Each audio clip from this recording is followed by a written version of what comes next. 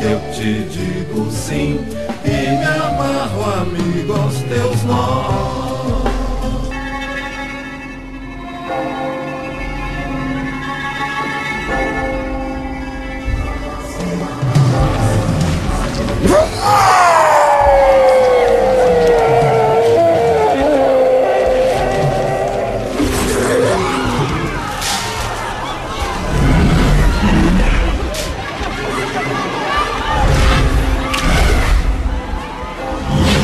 Estás em poder da munheca do coronel Ponciano de Azeredo Furtado, e dela não saireis até que me devolvas tudo que me roubaste!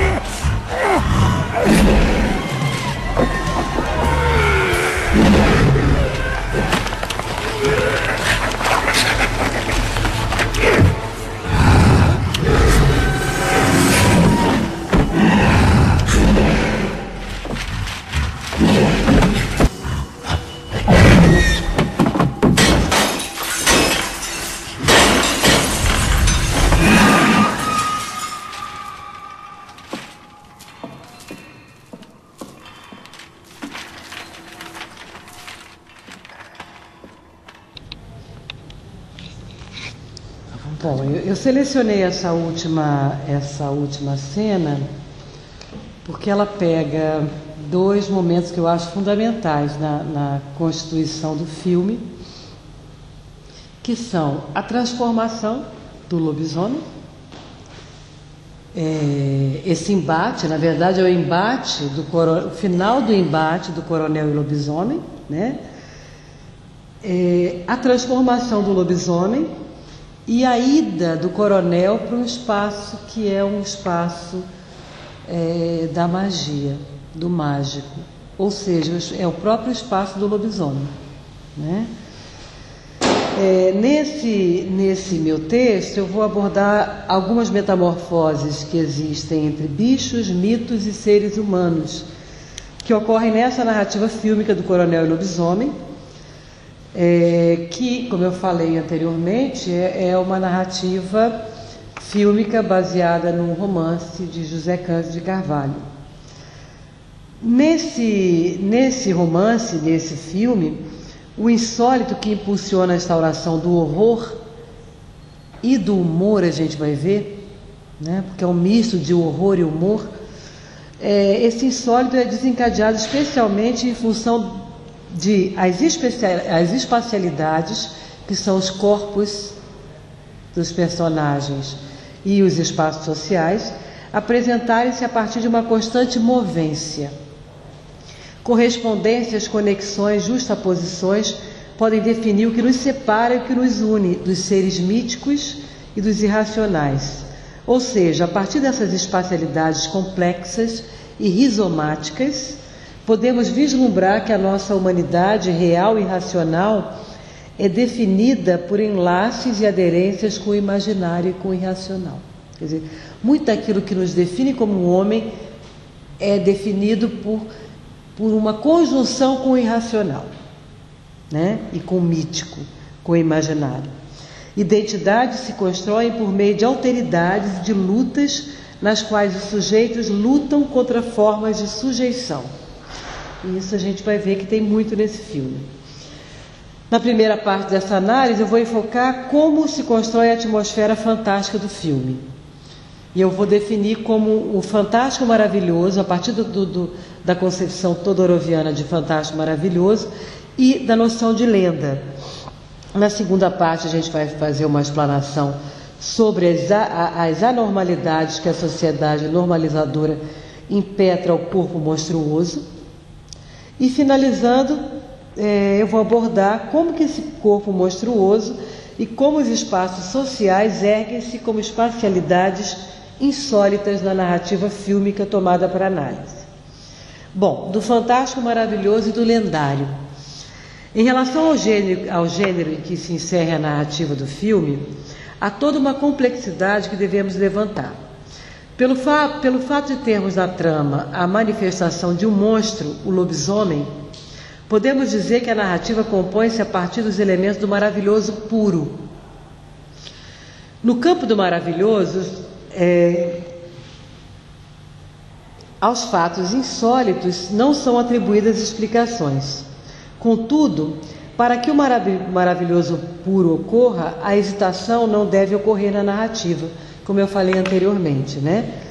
Como acontece nos contos de fadas, nos quais o leitor e as personagens das histórias aceitam com naturalidade, por exemplo, o lobo falar, os dois mágicos das fadas, ou o sono de 100 anos de uma princesa, né? Todorov argumenta: no caso do maravilhoso, os elementos sobrenaturais não provocam qualquer reação particular, nem nas personagens, nem no leitor implícito. Mas, em O Coronel e o Lobisomem, ocorre a hesitação, pelo menos no plano interno da narrativa. Se o leitor não hesita, lá no plano interno a gente vê a hesitação, já que as personagens hesitam, demonstrando medo, quando nas cercanias da fazenda supõem que vagueia um lobisomem. Se a hesitação acontece e nega um dos componentes básicos para a irrupção do maravilhoso puro, por outro lado, não há explicação lógica para a existência de um lobisomem. Quer dizer, há explicação popular, né? Algumas explicações populares são esboçadas, porém tomam como ordem a do universo mítico. O fiel e risível Seu Juquinha, que é uma pena que não apareceu tanto, só apareceu no iniciozinho, nessa cena. O fiel e risível Seu Juquinha, por exemplo, lista vários argumentos para convencer o coronel Ponciano, de que Nogueira, que é o lobisomem, né? Nogueira, cria do Sobradinho, é o lobisomem que amedronta a população do entorno da fazenda. Para o Seu Juquinha, há vários índices que apontam para uma descendência, como ele diz, para uma descendência lobisômica. O primeiro índice era o fato de o pai dele ser padrinho da mãe. O segundo, e mais forte, por ser ele o 8º filho após a sucessão de 7 mulheres. Seu Juquinha, então, deduz, pautado pela lógica mítica e folclórica, que, abro aspas, tudo isso junto é sinal de lobisomem presumível, fecho aspas. O coronel Ponciano, mesmo oscilando entre acreditar ou não, segue o conselho do Seu Juquinha e expulsa Nogueira de sua fazenda. Pois no dia seguinte, conforme ressalta o Seu Juquinha, será noite de lua cheia. Com Nogueira fora dali, os dois acreditam que o mal seria cortado pela raiz, né? E isso é importante a gente perceber lá para o finalzinho, quando a gente vai falar dessa sociedade, da norma, das práticas de subjetivação, que o Nogueira, que é o lobisomem, né? Ele foi cria do Sobradinho, né? E ele foi expulso da fazenda quando a cultura da fazenda, né? Os mitos, a cultura mítica, né? Acreditava que ele era o lobisomem.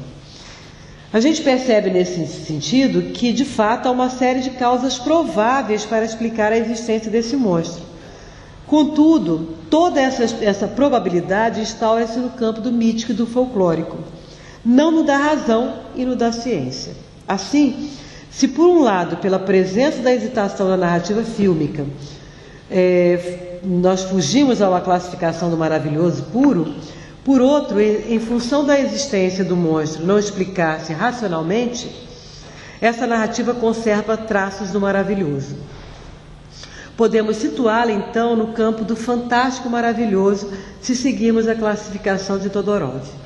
O fantástico maravilhoso faz parte da classe das narrativas que se apresentam como fantásticas e terminam por uma aceitação do sobrenatural. E é isso que a gente tem nessa narrativa. Porque há toda uma hesitação das personagens em relação ao lobisomem, a existência ou não. E o final, por isso que eu insisti que a gente visse, há, pelo menos por parte do coronel, uma aceitação dele, né? E mais uma inserção dele nesse mundo. Esse parece ser o caso específico, então, do filme, né? Porque as pessoas hesitam, como eu já falei, e no final essa hesitação ela vai criar uma aderência, ela vai se transformar numa aderência. No final da cena do tribunal, aliás, essa cena do tribunal, ela percorre todo o filme. Aquela cena que vocês viram, que é a cena que iniciou esse momento aqui nosso, da audiência, ela, na verdade, ela é repetida. Aquela cena é o início do filme.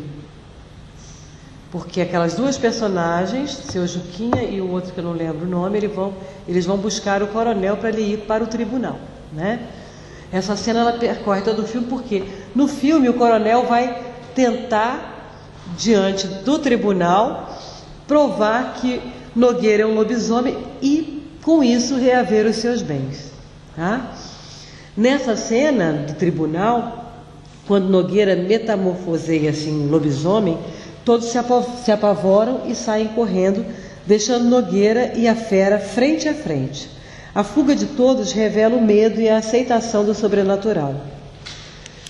Em segundo lugar, também, nas cenas subsequentes que finalizam o filme, o que temos é a entrada de Nogueira em um mundo em que o sobrenatural é a ambiência, pois o protagonista encontra seu avô, que já morrera, com quem tem uma conversa de aconselhamentos. Depois ele depara com a prima Esmeraldina, que é a grande paixão da sua vida. Aliás, é o motivo da sua derrocada. Ele encontra a prima Esmeraldina transformada em sereia e, por ela, é levado ao fundo do oceano.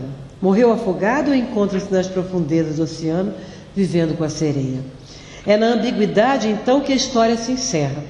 A ambiguidade é um recurso obrigatório na tessitura da literatura de uma forma geral. Porém, no campo da literatura fantástica, sua presença deve ser a pedra de base da trama. Para a criação de um universo ambíguo, os autores da literatura fantástica utilizam com frequência as elipses, as omissões, a repentina abertura de espaços lacunares na escritura, procedimento que instaura efeitos intensos de suspense, como a gente viu em Vragda, né? Todo lacunar, poroso do início ao fim.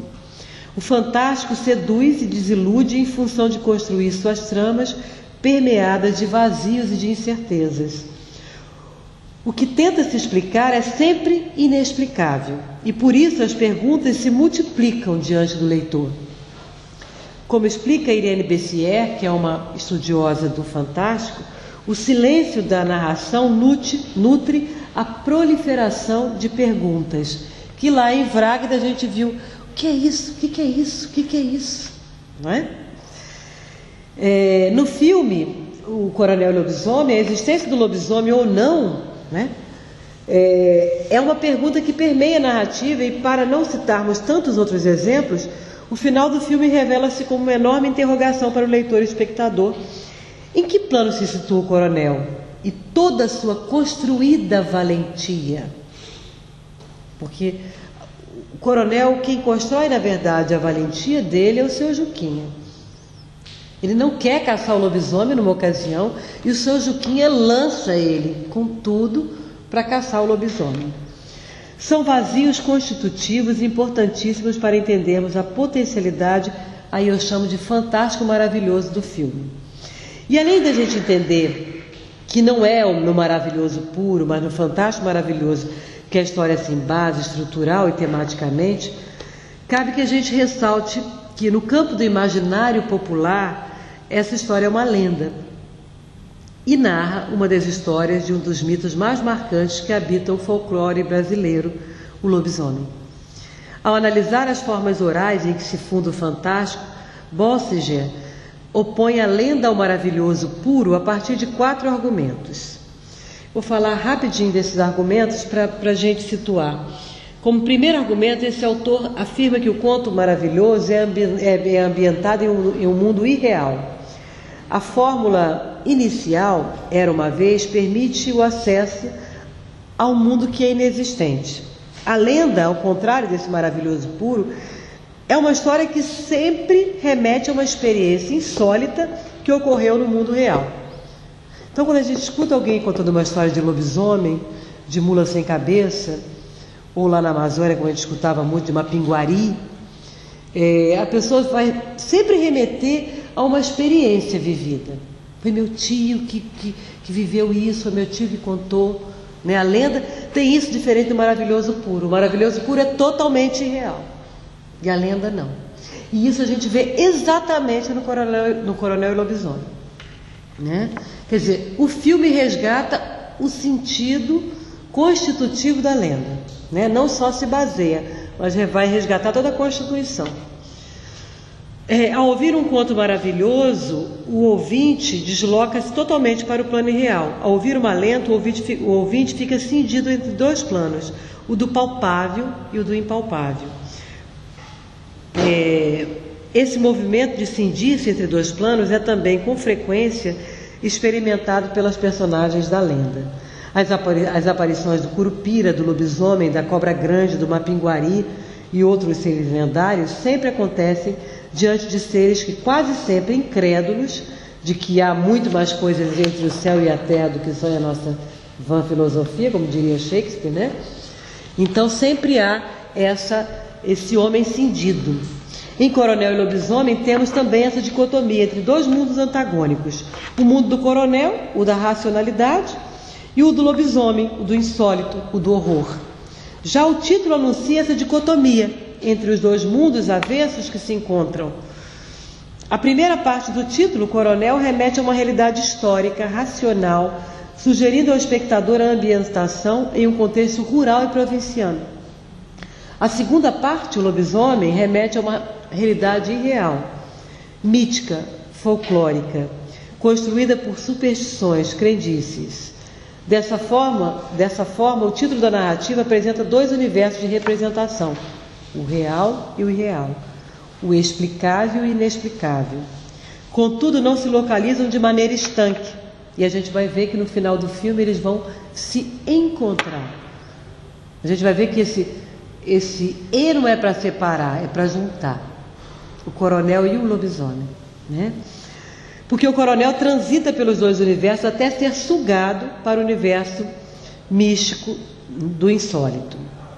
Ao analisar o romance de José Cândido de Carvalho, base do filme em estudo, o José Hildebrando da Canal, que é um estudioso de alguns romances fantásticos, contos fantásticos, ele assinala essa duplicidade de universo existente da narrativa e vai falar desse desaparecimento do herói que é construído e que o espectador do filme ele percebe que é um herói construído, que no fundo ele é frágil e que se dilacera entre os dois mundos. Ponciano é um herói cindido pela atração entre os dois universos contrários. Coronel decadente, vagueia por um tempo que lhe escapa ao controle e debate-se entre a necessidade de manter o seu poder de coronel, caracterizado por riqueza e valentia, e a sua natureza, que é contrária a valentias e não consegue administrar as riquezas. Sobre o poder do coronel e de outros poderes espalhados nas narrativas, a gente vai falar na parte final.